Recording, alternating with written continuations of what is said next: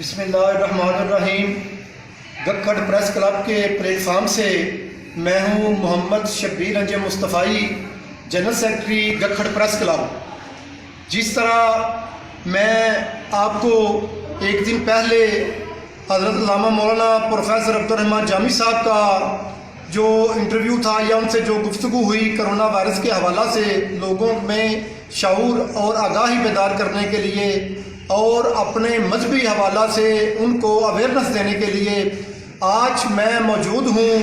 حضرت علامہ مولانا قاری فہیم الرحمان صاحب کے پاس۔ آج ان سے گفتگو کریں گے اور ان سے یہ پوچھیں گے کہ کرونا وائرس کی وبا کے پیش نظر ہماری حکومت نے جو احکامات جاری کیے ہیں کہ مساجد میں نماز اور نماز جمعۃ المبارک 5 سے زیادہ لوگ ادا نہیں کر سکتے، سوشل ڈسٹینس رکھیں گے، اسی طرح حکومت کی طرف سے جاری سمری جو ہے اس میں یہ کہا گیا ہے کہ رمضان المبارک میں نماز تراویح بھی جو پہلے رمضان المبارک میں اہتمام کے ساتھ ادا کی جاتی تھی اس رمضان المبارک میں اس طرح ادا نہیں ہوگی، جس طرح لوگ دوسری نمازیں اور جمعۃ المبارک ادا کر رہے ہیں اسی طرح نماز تراویح بھی ادا کی جائے گی۔ ہم حضرت صاحب سے یہ پوچھیں گے، حضرت صاحب یہ بتائیں کہ ہمارا اس حوالہ سے مذہبی حوالہ سے کیا عقیدہ اور کیا ہماری سوچ ہونی چاہیے کہ حکومت نے اعلان کر دیا ہے کہ نماز تراویح جو ہے وہ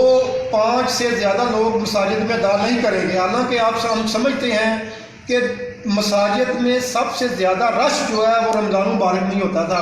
اور لوگ مذہبی جوش و خروش سے اور مذہبی عقیدت و احترام سے رمضان مبارک کا مہینہ جو ہے اللہ کی بارگاہ میں عبادت کر کے اپنے گناہوں کی توبہ کر کے اپنے خطائیں معاف کرنے کی التجائیں کرتے تھے۔ تو اس دفعہ حکومتی پابندی جو لگی ہے آپ اس حوالے سے کیا کہنا چاہتے ہیں؟ بسم اللہ الرحمن الرحیم۔ گکھڑ پریس کلب کی جانب سے آپ احباب کو تشریف لانے کا بہت شکریہ، اور یہ جو پیغام عوام تک پہنچانے کی آپ کاوش کر رہے ہیں اللہ اس کو قبول فرمائے اور عوامی رہنمائی کے حوالہ سے ہمیں اپنا بہتر کردار ادا کرنے کی اللہ توفیق عطا فرمائے۔ پہلی بات تو یہ ہے کہ اس وبا کے حوالہ سے جو موقف ہے ذاتی وہ ہر کسی کا اپنا ہو سکتا ہے، کوئی اس کو اللہ کا عذاب کہہ سکتا ہے، کوئی اس کو سازش کہہ سکتا ہے، اور اس کے سامنے جو اپنا انداز ہے دفاع کا یا اس سے اپنے آپ کے بچانے کا وہ بھی اپنی اپنی سطح پہ ہر بندہ اختیار کر رہا ہے۔ اور جو عبادت اور مساجد کے ساتھ وابستگی ہے مسلمان کے بالخصوص رمضان کے دنوں میں، اس میں چونکہ بطور مسلمان ہر بندہ یہ سمجھتا ہے کہ رمضان رحمتوں کا مہینہ ہے اور اللہ کو راضی کرنے اور اپنے گناہوں کی معافی مانگنے کا ایک بہترین ذریعہ ہے، تو رمضان کے دنوں میں مساجد کے اندر جس طرح آپ فرما رہے تھے کہ زیادہ توجہ ہوتی ہے اور عوام کا زیادہ رجحان ہوتا ہے، اس میں کوئی شک نہیں ہے۔ اس لیے اس چیز کو مد نظر رکھتے ہوئے جو دل کہتا ہے، عقیدہ کہتا ہے، ایمان کہتا ہے، وہ تو یہ کہتا ہے کہ ہمیں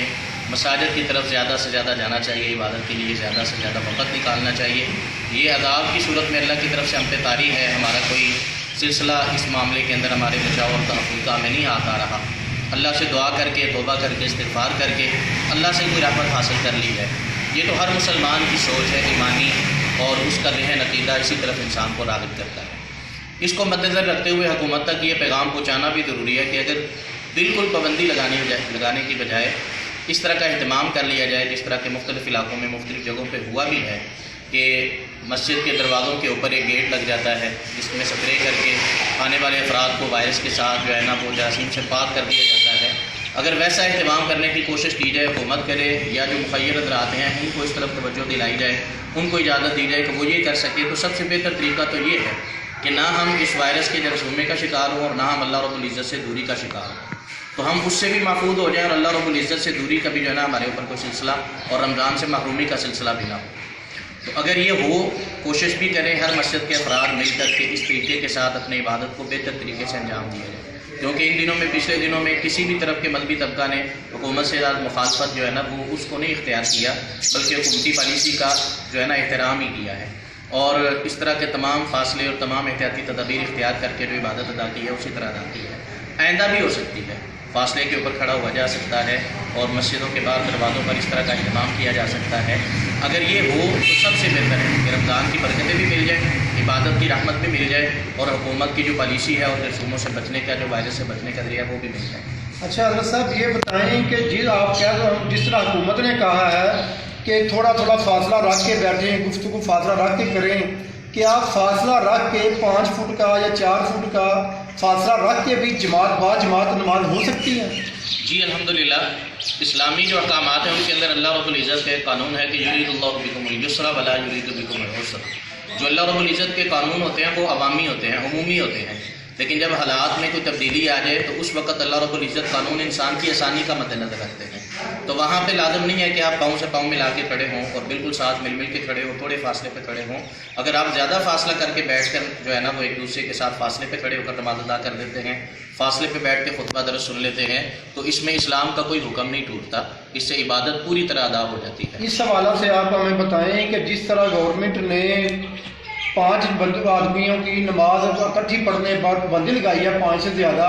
کیا اس کا کوئی گناہ عام آدمی پر ہو سکتا ہے؟ وہ اپنے گھر میں نماز ادا کرے، اپنے گھر میں جمعہ مبارک تو وہ ادا نہیں کر سکتا، نماز ظہر ہی پڑھے گا، اپنے نماز تراویح وہ ادا کرے گا، مسجد میں نہیں آئے گا، تو اس کا گناہ کس کے سر پر ہے؟ گورنمنٹ اگر اس حوالے سے کوئی اپنی قانون اور پالیسی بناتی ہے تو پھر عوام ہوں یا کوئی بھی افراد ہوں ان سے اختلاف کرنا اس کی اسلام میں اتنی اجازت نہیں ہے۔ گورنمنٹ کے حکم کا اگر نظر بھی آ رہا ہو تو وہ جو ہے نا وہ ہماری سوچ عقیدے کے خلاف ہے، تو ایک حد تک گورنمنٹ جو ہے وہ اس معاملے کے اندر حق رکھتی ہے۔ اگر وہ گورنمنٹ پابندی لگا دیتی ہے تو ہمیں چاہیے کہ ہم اس کی پابندی کا احترام کریں کہ جو حالات اور جو معاملات ان کے سامنے ہیں وہ ہماری سطح پہ نہیں ہیں۔ ہم اپنی سطح اور اپنے دائرہ کار کے اندر پابندی جو ہے نا اس کے اندر پابند رہنے کے جو ہے نا وہ ذمہ دار ہیں، اور گورنمنٹ اپنی جگہ پہ اگر یہ غلط ہے،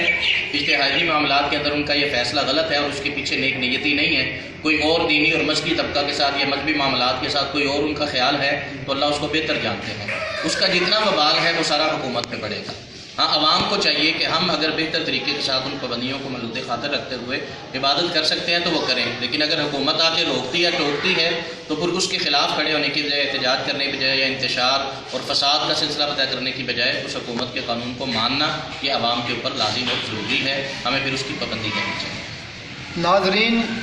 آپ نے سنا کہ جس طرح حضرت علامہ مولانا قاری فہیم الرحمان صاحب نے فرمایا کہ اگر لوگ گھروں میں نماز ادا کریں گے، مساجد میں حکومت کے احکامات کو مانتے ہوئے، حکومت کی پابندی کو تسلیم کرتے ہوئے اگر گھروں میں نماز ادا کریں گے تو اس کا کفارہ، اس کا وبال، اس کا گناہ اگر کوئی بدنیتی ہے تو وہ حکومت وقت پر ہوگی، نہ کہ ان لوگوں پر جو گھر میں نماز ادا کریں گے۔ ہمیں چاہیے کہ ہم جس طرح حضرت صاحب نے فرمایا، ہمیں چاہیے کہ ہم اپنے مذہبی رہنماؤں سے بات چیت کرتے ہوئے حکومتی احکامات پر عمل درآمدی یقینی بنائیں۔ آپ لوگوں کا بہت بہت شکریہ۔